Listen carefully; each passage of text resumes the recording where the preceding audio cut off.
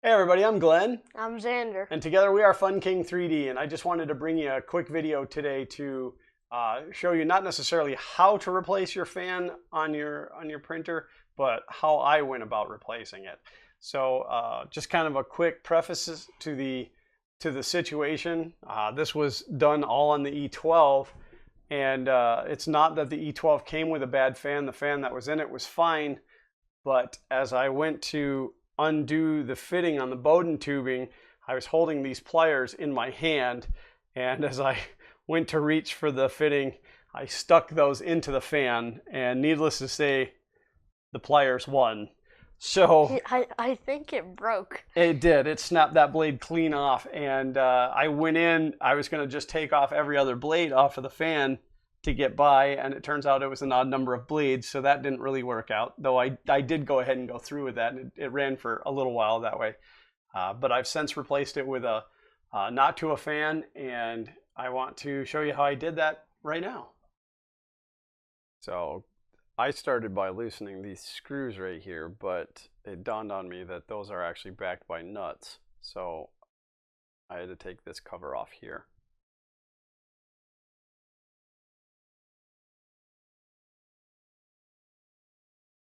Obviously, if you're not working on this particular printer, it's going to be different for you. The fans, like on the Prusa or the A8, or those are easier to get to. Now, if you have a CR-10 or other variant like that, it's probably going to be very similar to this. But the two screws allowed me to take this housing off, which exposes the hot end. But as you can see there, the fan is held inside with 4 screws and 4 nuts, which those are not captured nuts. So by loosening up the front, it would only loosen so far, and then the nut would just spin.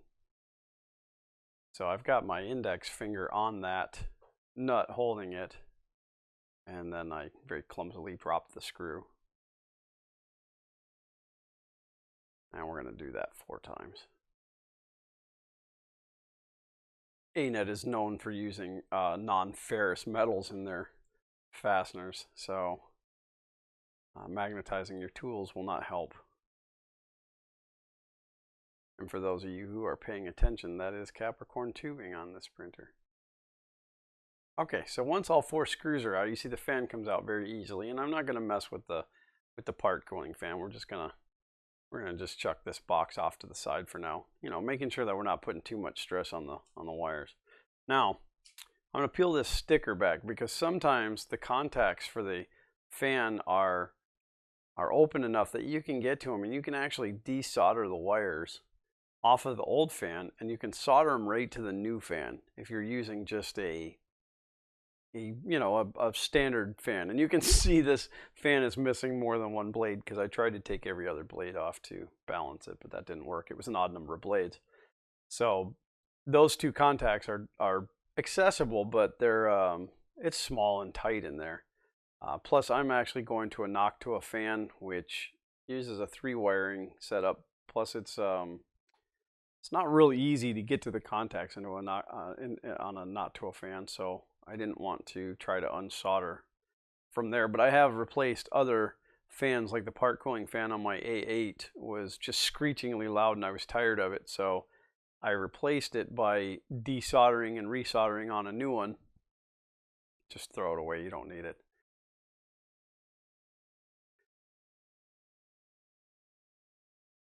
So now we have the wires. And typically you wouldn't want to replace the whole wire harness because you'd have to take everything apart. And as you can see, these ones are nicely shrink wrapped and stuff. So we want to try to use the wire that's already in the harness to hook to the new fan. But again, with the Noctua fan, we're actually going to use an adapter. All right, so I got some heat shrink tubing. In fact, I got a couple different sizes of it. Can never have enough heat shrink tubing around. Sorry about the shakiness. I'm sure I'm bumping the table like crazy right here. All right, so a nice set of flush cutters are helpful. I also have a pair of proper wire strippers. You want to make sure when you're stripping the wire that you don't actually nick the metal part of the wire, that you only cut through the insulation. You may nick the wire and not realize that you've done it until much, much later when fatigue finally kicks in.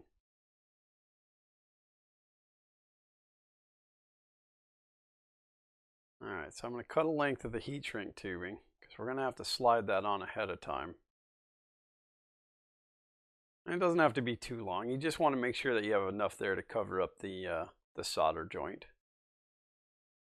And let's go ahead and strip it, but I think first we need to clip it off just to get rid of the nasty factory solder.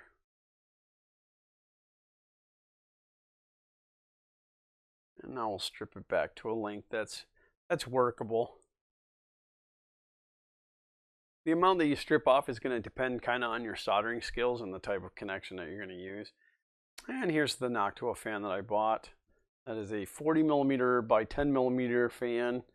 The Noctua fans come as a kit with all kinds of great stuff inside. You won't use everything that it includes. In fact, this is the first time I've ever used one of their adapters.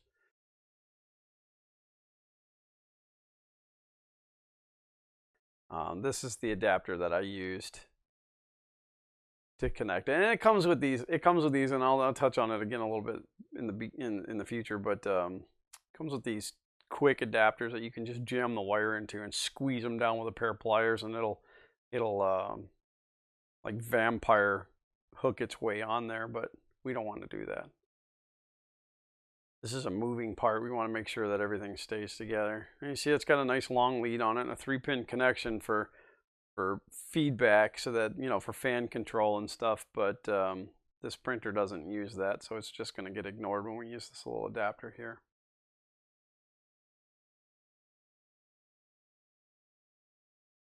For some reason, I have a hard time with these little tiny Ziploc bags. I usually end up just tearing them open. So ignore those little vampire clamps. We're not going to use those. In fact, I don't think I've used one of those since way back in the old Potts telephone days.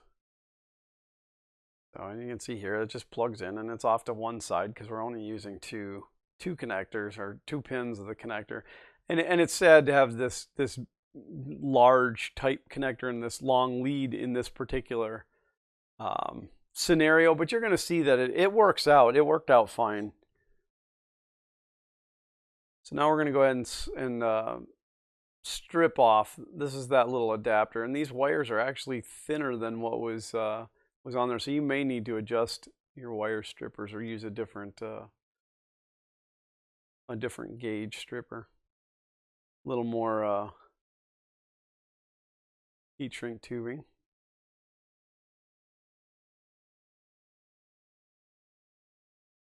And we're just gonna put that down. Now you notice I'm putting it over both wires, not just one. I have actually put that over both wires, which you don't want to do that as your only means of heat shrinking, because then you're gonna just short it out as soon as you put it together. And sadly, I actually did that one time when I was much younger. In fact, the first time I ever used heat shrink tubing, I shorted the terminals on a battery of mine. Live and learn. So as you can see, it was too long to fit on the fan connector side, so I put it over onto the printer side. And this is definitely a small overlap. Did not have a good mechanical connection there. It's always good to test your mechanical connection. Obviously, if you pull on it hard enough, it's going to come off, but you should have some mechanical hold there as well as the electrical hold. So I'm just going to strip it back a little bit further. And if you strip back what you consider to be too much, after you solder, you can always snip a little bit of it away. Or even right before you solder, as soon as you get a good mechanical connection. And I probably used a little bit too long of heat shrink here. I probably could have used a shorter heat shrink and also a smaller diameter, but this was the smallest that I had. I burned through heat shrink tubing pretty fast. It is definitely my preferred method of of insulating. So once you know that you got a decent mechanical connection there, you see the connector's hanging, it's not falling off on its own. Just going to apply a little heat and a little solder.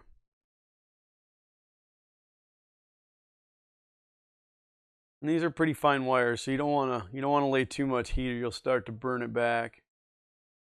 Going to put that heat shrink tubing over the middle.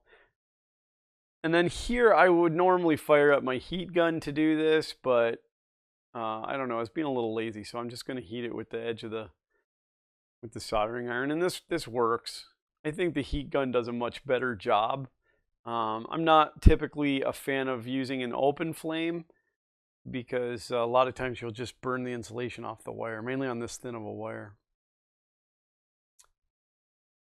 And don't forget to put your heat shrink tubing on before you solder, because it kind of sucks if you have to clip it or unsolder it to get your heat shrink tubing on. And there's been times where I was in a scenario where I couldn't recut it, and if you're very careful and usually on a larger heat shrink tubing, you can cut the heat shrink tubing into a spiral and then wrap the heat shrink tubing and shrink it up, and it'll protect it. But just don't forget to put it on, and that alleviates all that problem. Once again, a little heat, a little solder. Now you notice I put the soldering iron on the far side of the wire and the solder on the close side of the wire, because you actually want the heat of the wire to be what's melting the solder, not the heat of the iron itself. And we're going to bend that over and slide that down over there, just like that. Now I was just checking to make sure that they're approximately the same length. You get one that's significantly longer than the other, then they don't bundle up very well.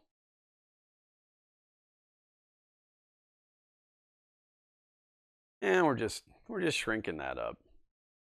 Shrinking that up the best we can. Now, the plan with the one that's over the 2 wires, you're going to see here in a second, I'm going to slide that down, or at least I'm going to attempt to slide that down. That piece of heat shrink actually should have been a little larger. My intention was to actually go over the top of both of these, and as I do this, you can tell that it's just not big enough. It's only going to go to a certain point, and then I'm just going to give up. And that's where it's going to stay. So we're going to shrink that up on there. And really the reason that I do that is more for cable management than anything else. It just kind of keeps the wires together. It does help protect it a little bit more. And if it's done right, which this really isn't, again, that heat shrink should have been bigger. It gives it a good professional look. All right, so there it is. There's the connector now on the wires, and we didn't have to pull apart the main harness. Here's our fan again. And there'll always be a marking on a fan. Well, I say always. There should be a marking on a fan with an arrow showing you not only the rotation, but also the direction of flow.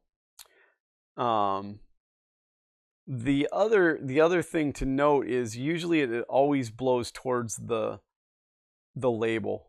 You definitely want to pay attention to that, because you don't want that sucking the air away from your hot end. And you can see that the label on that fan is a little bit pried up because I was trying to check the connections on there to see if I could unsolder it. Now we're going to put that back together. And this was fun, trying to get these little tiny nuts. I have large fingers, and then to try to get these tiny little nuts down in there was really impossible. And you'll see there, no ferrous metal on that. So magnetic tools are not going to help you. Thanks, Anet. I don't know what they make this out of. Adamantium, maybe. So I have a hard time getting my big fat fingers down in there. We're just going to dump that out. And I have the patience of a saint. No, it's just not going to work. So get yourself a nice long, thin nose pair of needle nose pliers. I've had this particular set for a long time. I think I bought these in the very early 90s. And yeah, these ones come in quite handy for long reach. They have no grip strength. You can't use them to squeeze anything, but that's not their intentions. So all right, we're gonna put this screw back up in here, and you see that I so nicely dropped that nut again. But you see I'm grabbing that nut with these thin pliers, and this lets me kind of move those nuts around where I need them to be. There's not much room to work in here. Not a great design, but I got it on there. Now I'm finger tightening it on, and we're going to do that 3 more times. Also, it should be noted with the Noctua fans, they have like a rubber piece. You can see it in the corners there, the 4 little brown. It helps to remove vibration and noise. Not that these fans vibrate, but they do kind of cause a little bit of an issue when you're tightening up the hardware, because sometimes those rubber pieces will break away. Fighting a little bit of that rubber in the corner.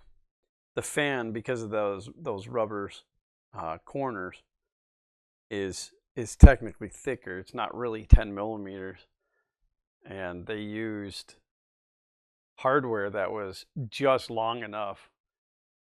So my fingers, on the end of my finger, it's like left an impression because of how hard I'm pushing that nut down to get the screw to catch it. And once the screw catches in and it crushes that rubber, it's all right. But you may have to work it pretty hard. All right, 1 more and then we'll be done with this part. All right, so I'm just kind of grabbing the nut. Again, these pliers aren't real great for squeezing anything, but I'm just grabbing the nut really to kind of jam it, to wedge it between the nut and the casing to hold the nut from spinning. So, but yeah, we're going to use some actual regular needle nose pliers. In fact, this is the pair that came with my Prusa MK2. Oh, you know, got to be careful, because if I bust a blade out of this one, I'm going to be angry. That's why we're here. Don't over tighten. There's no reason. You just want them to be tight enough where they're not going to back off and that it holds the fan. You would be able to torque that thing down enough that you just pull it right through the plastic of the fan, and we don't need that. We don't need that mess.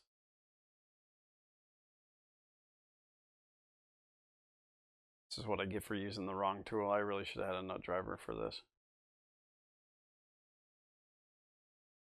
Put that on my list of stuff I gotta go get.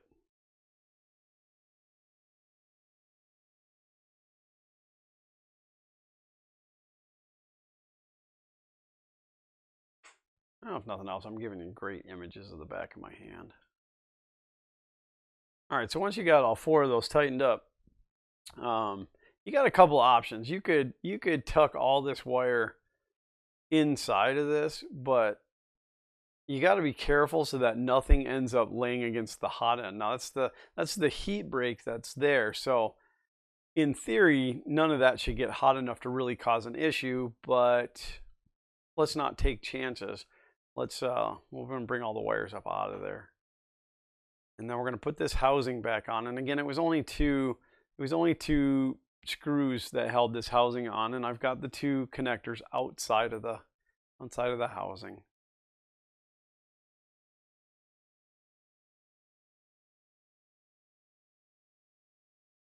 Here's where a third hand would be helpful. We're going to just throw that screw right on there, and ever so carefully, because again, it's not ferrous. It's not going to stick to a magnetized tool. In fact, I don't even know that my Allen keys are magnetized at this point. As you can see, overall, it's a pretty easy job. Now, I will tell you there is one super negative about putting a Noctua fan in this position, or really any position. You are going to have to physically verify that it is turning. They are so quiet that sometimes you don't know that they're even spinning up. Yeah, this is a poor design on this printer. That hot end should not move around like that. All right, so we're going to take a zip tie. It's just a regular 4-inch zip tie. I buy these through Monoprice in bulk quantities. In fact, my last order was 8,000 zip ties. And that's not a joke. I really did order 8,000. I ordered 80 bags of 100. They're cheap. They're super, super cheap for their zip ties, but you know, you got to get your best bang for the buck out of the shipping. All right, so we're going to go ahead and plug that together, and you see it only goes one way. And then you can kind of tie this up however you want. And again, I'm sorry, that's a great shot of the back of my hand. Here we go. Now you can see a little better. So I folded it over, and then we're going to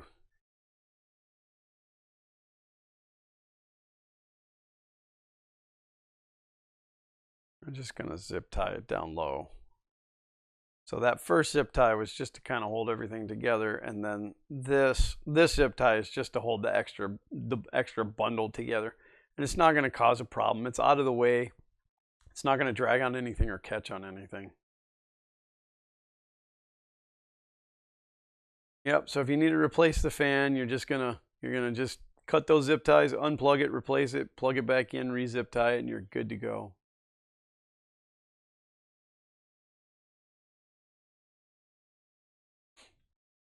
And there it is.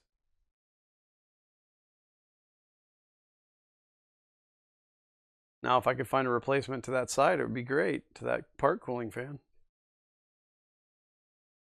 All right, so as you can see, it wasn't real difficult to do it.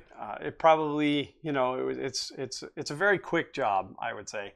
And this particular printer worked out pretty well because there was enough extra space to tie those wires up. And other printers obviously are going to be different, and your mileage may vary, but it is definitely an easy swap. Now, if you were going to swap the fan out with a well, I'll call it a generic fan, you know, just one of the typical fans like what's already on it. A lot of times you can just peel the label up and unsolder the wires off the old one and do the same, and then solder them onto the new one, paying attention to which way the polarity is.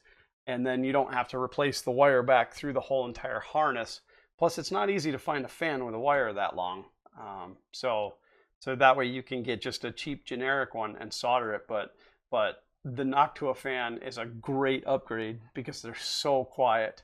When I did the one on the Prusa, I had to keep checking to make sure it was running because they're so silent. So if you want to pick that fan up, there is a link for it down in the description. If you have questions, feel free to reach out, but I think this video pretty much covers it. That's it. Thanks for watching. As always, print on.